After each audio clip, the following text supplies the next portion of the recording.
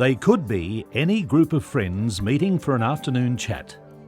But all of these people have fought their own battle against polio, a disease that affected thousands of Australians during the epidemics that raged between the 1920s and the late 50s.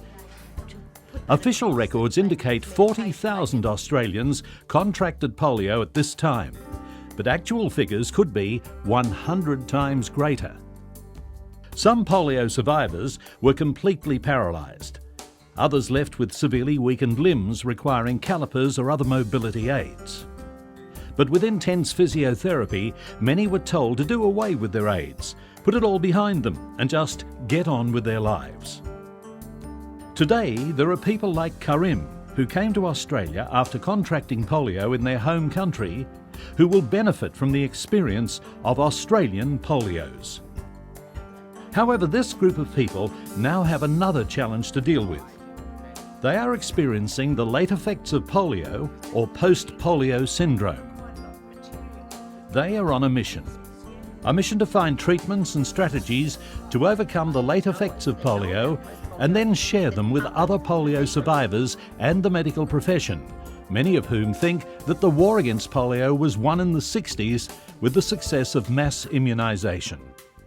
When I was 16, the doctor said, go away, we don't need to see you anymore, throw away your calipers, just go and live your life. When I was 26, I went back and saw the same doctor and he said to me, I told you 10 years ago, don't need to see you again. I didn't know it was post-polio. I thought it was arthritis, and so did the doctor, because I forgot about the polio, because it was when I was a child. If someone had told me 15 years ago that I'd no longer be walking, I would have laughed at them. But now I've had to go into my wheelchair and use my wheelchair all the time because my arms can no longer do what my legs were supposed to do. So there's others out there with the same problem. I require nocturnal ventilation to keep me going during the day. Without that, I'd fall into a big heap. I think there's a lot of people out there that don't know that there are services around to help them. And I think this is the main reason we want to get this out to the medical profession, that if they've got a person that has had polio comes in to see them, that they can recommend services that will help them. I think that what we need to do is we actually need to look at what services are available for people who've had polio and post-polio syndrome. And I think the way to do it is to actually, each of us go out and talk to somebody that we use, so a service provider, and get the information straight from them. Lynn, who would you like to talk to? Well, I've got a very good rapport with Dr. Stephen de Graaf at Caulfield.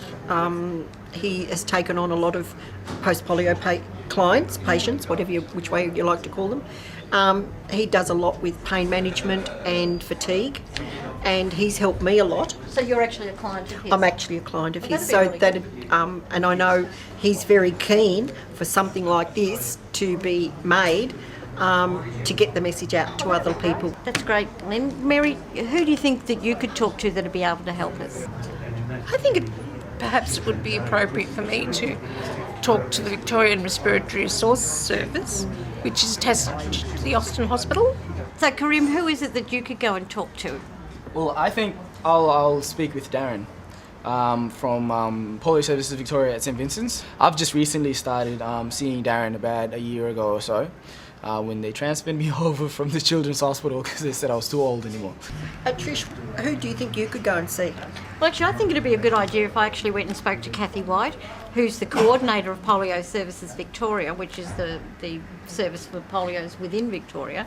And she's also a physiotherapist, and part of her role is to provide information to the allied health professionals and to the medical practitioners on the best way to manage polio and post-polio syndrome and what sort of treatments to use, what to look out for in relation to anaesthetics and medications and things like that. So, Pauline, who do you think you could talk to help us? I think Margaret Petkoff. I think that's a great idea because she'll be able to help you with making adjustments to your house and things like that.